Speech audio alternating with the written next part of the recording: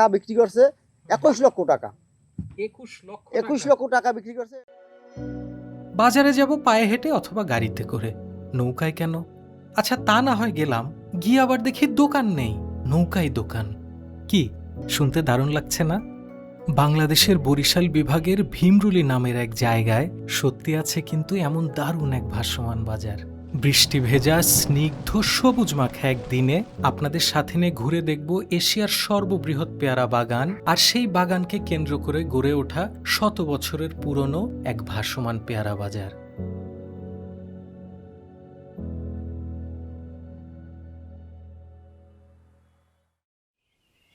Good morning, বরিশালে আছি, সকাল 6:30 মতো বাজে এখন। আজ আমরা বরিশালের বিখ্যাত পেয়ারা বাজার এবং পেয়ারা বাগান ঘুরে দেখব, যে পেয়ারা বাগানকে এশিয়ার সর্ববৃহৎ পেয়ারা বাগান বলা হয়। আমরা যদিও একটা কাজে গতকালই বরিশাল এসেছি, যারা আপনারা সরাসরি জায়গাগুলো ঘুরে দেখতে চান তারা রাতের লঞ্চে বা বাসে করে বরিশাল চলে আসতে পারেন। আমরা একটা সিএনজি রিজার্ভ করে রেখেছি এই জায়গাগুলো ঘুরে দেখার জন্য। আপনারা বরিশাল শহরে আসলেই সিএনজি পেয়ে যাবেন। তো আমরা অপেক্ষা করছি আমাদের সিএনজিটার জন্য, আসলেই বের হয়ে যাব।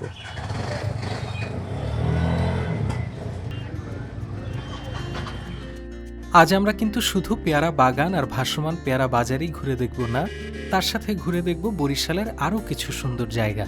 আমরা প্রথমেই যাচ্ছি বরিশাল সদর উপজেলায় রায়পাশা করাপুর ইউনিয়নে মিয়াবাড়ি জামে মসজিদ দেখতে। শহর থেকে 10 কিলোমিটারের মতো পথ, 25 থেকে 30 মিনিটেই আমরা পৌঁছে গেলাম করাপুর গ্রামের মিয়াবাড়ি মসজিদে।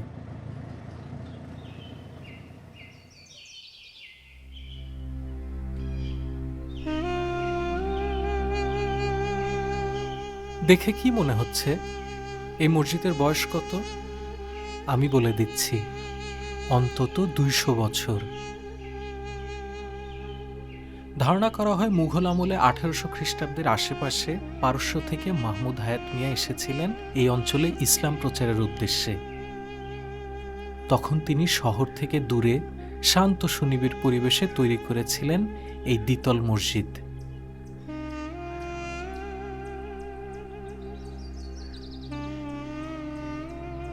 তিন গম্বুজ বিশিষ্ট মসজিদের দ্বিতীয় তলায় মূলত নামাজের জায়গা। গম্বুজের ভেতরে মুঘল আমলের নকশা আর দেয়ালের সূক্ষ্ম কারুকার্য এখনো সময়ের সাক্ষী হয়ে দাঁড়িয়ে আছে।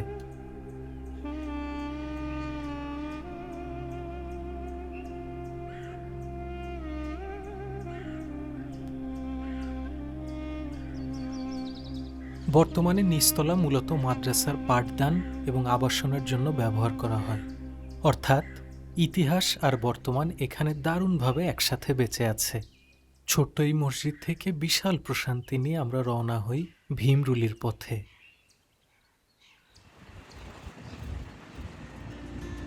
শুধু যে বড় বড় গাছের জন্য রাস্তাটা সুন্দর লাগবে তা না, এখানে আরেকটা ইউনিক বিষয় আছে। পুরো পথেই আপনাকে সঙ্গ দেবে ছোট বড় সব খাল। আমি এমনটা আগে কোথাও দেখিনি, দারুণ লাগছিল। অবশেষে আরও প্রায় 40 মিনিট এই সুন্দর রাস্তা ধরে চলে আমরা পৌঁছে যাই আটঘর বাজার। আমরা এখন যে জায়গাটায় আছি এটার নাম আটঘর। এখান থেকে নৌকা এবং ট্রলার পাওয়া যায় পেয়ারা বাগান এবং পেয়ারা বাজার ঘুরে দেখার জন্য। কিন্তু এখান থেকে যদি ঘুরতে যান ভাড়াটা একটু বেশি লাগবে। আমরা আরেকটু সামনে যাব, আদমকাঠি নামে একটা জায়গা আছে, ওখান থেকে ভাড়াটা একটু কম।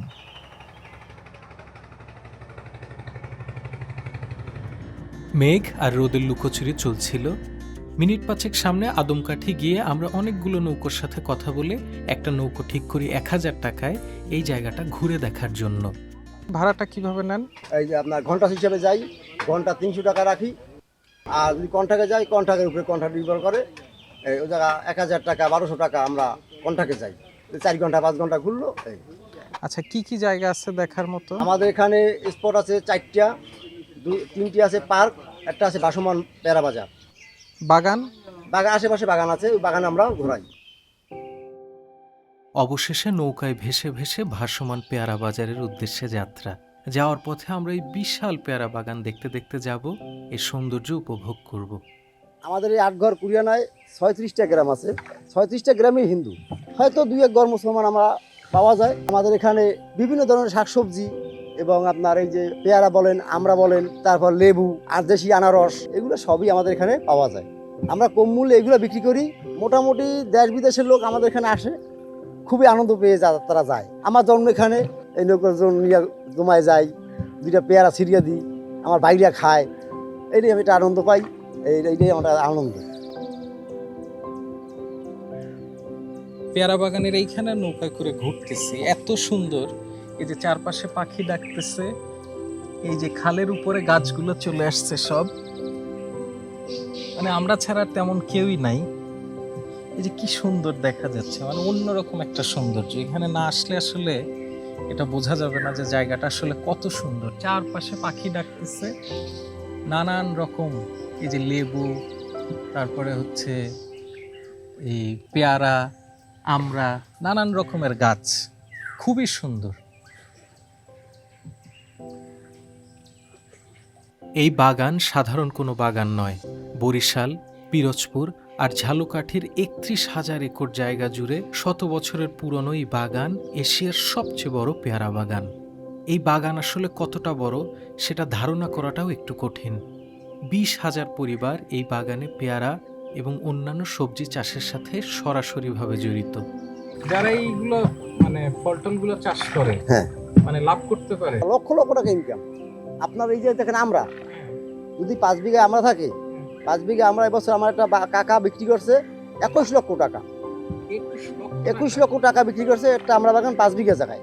এখন বলছেন আপনারা কি পরিমাণ তার ইনকাম। খরচ কেমন, মানে এটা যদি 21 লক্ষ টাকা হয় তো মানে আপনার মাটি দেওয়া, তারপর সার ওষুধ নিয়ে 2 লক্ষ টাকা তার খরচ হইতে পারে। মানে যারা এগুলো চাষ করে তারা মোটামুটি ভালো হ্যাঁ, আছে। মোটামুটি না, ভালোই লাভবান তারা। তারা অনেক কিছু করছে, এই মানে আপনার বাপ দাদা হইতে এই কিছু এই জিনিস দিয়ে তারা সবকিছু করছে।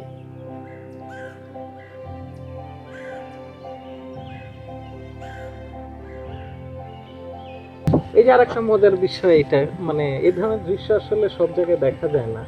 এই খালের দুই পাশে তো আবার রাস্তা আছে, এই যে পুল দেখা যাচ্ছে, এই পুল দিয়েই মানুষ এপার ওপার যাচ্ছে। এই যে একটু পরপর পুলে এই যে দেখা যাচ্ছে, ওই যে এই যে সব কৃষকরা পেয়ারা নিয়ে বাজারের দিকে যাচ্ছে।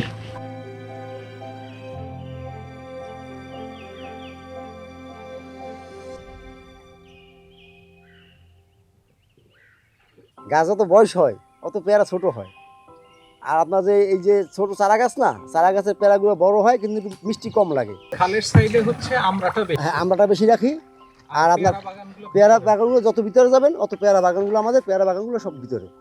কারণ পর্যটক আইলে পরে তারা ছিঁড়ে মিড়ে খাইয়া একারে করিয়া লাগে, সেই জন্য কাঠি হলায় গাছ ওরা ভিতরে রাখে, যাতে মানে বাইরে মানুষ না শিখতে পারে। আমার পোষা ফড়িং,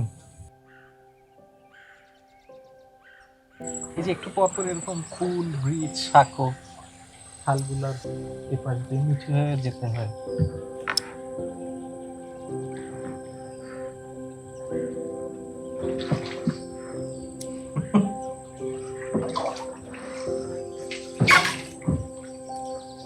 পেয়ারা বাগান এবং পেয়ারা বাজার ঘুরে দেখার সবচেয়ে সুন্দর সময় জুলাই এবং আগস্ট মাস। এ সময় পরিপূর্ণ পানি এবং সবুজ প্রকৃতি মিলে আপনাকে একটা দারুণ সময় উপহার দেবে। তবে এখানে আসলে একটা কথা অবশ্যই মাথায় রাখবেন, অনুমতি ছাড়া ফল ছেঁড়াটা কিন্তু একেবারেই উচিত না। এই যে এখন কিন্তু চারপাশে সব পেয়ারা বাগান, অনেক দূর পর্যন্ত ভিতরে বাগান, এই যে গাছে সব পেয়ারা ধরে আছে।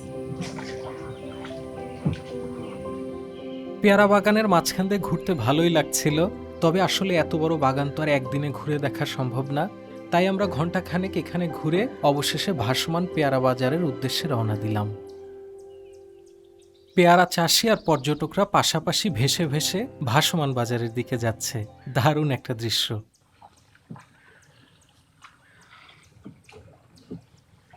ভাই, পেয়ারা কখন থেকে পারেন আপনারা?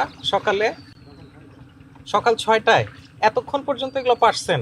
এই বাজার কয়টা থেকে কয়টা পর্যন্ত চলে? 8টা থেকে 12টা। আরও কিছুক্ষণ পর সবার পথ একসাথে গিয়ে মিশল ভীমরুলির বিখ্যাত ভাসমান পেয়ারা বাজারে। পানিতে ভাসমান নৌকার উপরই দোকান, নৌকার উপরই পণ্য, নৌকার উপরই ক্রেতা, নৌকার উপরই বিক্রেতা। এই বাজারটা তো আপনার কাছে অন্যরকম ভালো লাগবেই, তার উপর আবার জড়িয়ে আছে শত বছরের ঐতিহ্য। ছোট বড় অনেক নৌকা আর হাজার হাজার পেয়ারা। যদিও আর একটু ভোরের দিকে আসলে আরও বেশি নৌকা দেখা যেত, আমরা একটু দেরি করে ফেলেছি। ছোট ছোট নৌকা থেকে বড় নৌকাগুলোতে পেয়ারা উঠানো হচ্ছিল। এই পেয়ারাই চলে যাবে ঢাকা, চট্টগ্রাম সহ পুরো বাংলাদেশে। নৌকায় ভেসে ভেসে, আবার কখনো হেঁটে হেঁটে এই কর্মযজ্ঞ দেখছিলাম। এখানকার মানুষজনগুলোও বেশ আন্তরিক। ঢাকা থেকে এসেছি শুনে পেয়ারা উপহার দিচ্ছিলেন আমাদেরকে। আমার বেশ আনন্দই লাগছিল। আল্লাহ হাফেজ, থাকেন।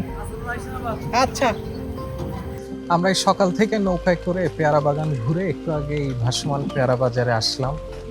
এসে দেখতেছিলাম এখানে কিভাবে পেয়ারাগুলো কেনা বেচা হয়। দারুণ দৃশ্য, লোকজনও খুব আন্তরিক।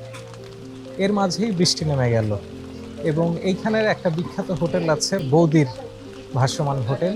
আরও অনেকগুলো হোটেল আছে, কিন্তু এটার নাম যেহেতু অনেক শুনেছি, এখানেই বসেছি। এই যে বৃষ্টি হচ্ছে, দারুণ আবহাওয়া, খাবার রান্না হচ্ছে সব। এখানে আমরা দুপুরের খাবারটা খাবো। সব মিলিয়ে দারুণ লাগছে। ভাই, কি কি আছে খাবার? কলা পাতায় পুঁটি মাছ আছে, কলা পাতায় চিংড়ি মাছ আছে, কলা পাতায় পোমা মাছ, ব্রয়লার মুরগি, আপনার ডিম আছে, দেশি হাঁসের মাংস আছে, ভর্তা আইটেম আছে অনেকগুলো। হাঁসের মাংস, কলা পাতায় চিংড়ি, কলা পাতা, এটা কি? পুঁটি মাছ। পুঁটি মাছ। পুঁটি মাছ, হ্যাঁ। কলা পাতা ইলিশ। ইলিশ, হ্যাঁ, কলা পাতায় ইলিশ মাছ আছে। কোনটার দাম কেমন? আপনার এই হাঁসের প্লেট হচ্ছে আপনার 200 টাকা প্লেট, ছোট বড় 3 পিস থাকবে, 1 পিস আলু থাকবে, 200 টাকা বাটি। ইলিশ মাছের সাইজ অনুযায়ী আপনার এখানে হচ্ছে গিয়ে আপনার বড় সাইজের যেগুলো আছে ওগুলো 250 টাকা করে পড়বে পিস। আচ্ছা আপনার পুঁটি মাছের প্লেট হচ্ছে আপনার 200 টাকা। আচ্ছা। চিংড়ি মাছের সম্পূর্ণ পাতা যদি নেন তাহলে 700 টাকা, আপনার বাটি হলে 200 টাকা। আর ভাত? ভাত আনলিমিটেড 40 টাকা। আচ্ছা। দুপুরে খাওয়া দাওয়ার পর চায়ে চুমুক দিয়ে ছাতা মাথায় নিয়ে আশেপাশের এলাকাটা একটু ঘুরে দেখছিলাম। বৃষ্টিতে পরিবেশটা আরো সুন্দর লাগছিল। এরপর অনেকক্ষণ অপেক্ষা করেও বৃষ্টি না থামায় গুড়ি গুড়ি বৃষ্টি মাথায় নিয়েই নৌকায় করে এবার আমরা পার্কের দিকে রওনা দিলাম।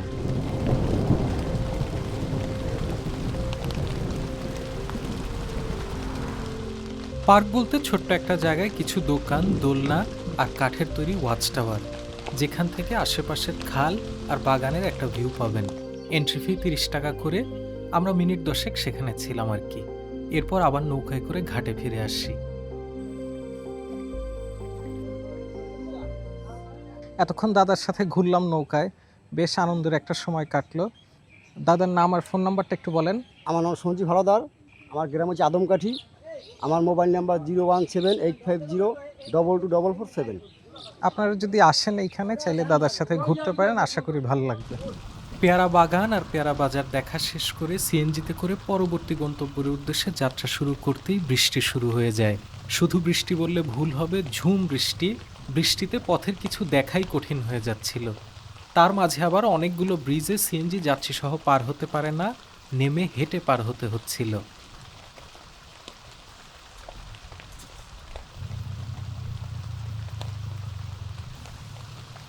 এই প্রবল বৃষ্টি মাথায় নিয়েই 30 মিনিটে আমরা পৌঁছে যাই বাইতুল আমান জামে মসজিদ। ভাসমান পেয়ারা বাজার দেখে আমরা এখন চলে এসেছি বাইতুল আমান জামে মসজিদ। মুষলধারে বৃষ্টি হচ্ছে কন্টিনিউয়াসলি, থামার কোনো নাম নেই। মোটামুটি পুরোটা ভিজে গেছি। এইটা হচ্ছে মসজিদটা, চমৎকার সুন্দর একটা আর্কিটেকচার। ভীমরুলির ভাসমান জীবন থেকে দূরে বরিশালের অপর প্রান্তে এই বাইতুল আমান জামে মসজিদ। একে অনেকে গুঠিয়া মসজিদ বলেও ডাকেন। বরিশাল শহর থেকে 22 কিলোমিটার দূরে উজিরপুরের গুঠিয়ায় এর অবস্থান।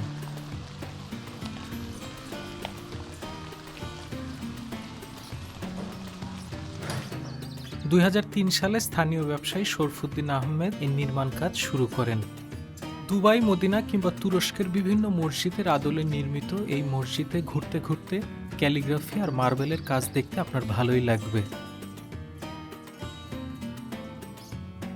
মসজিদের পাশেই সুন্দর একটা পুকুর আছে, পুকুরের পাশে একটা ঘাট বাঁধানো আছে, সেখানে বসে আছি। বৃষ্টিটাও কমে গেছে অনেকটা।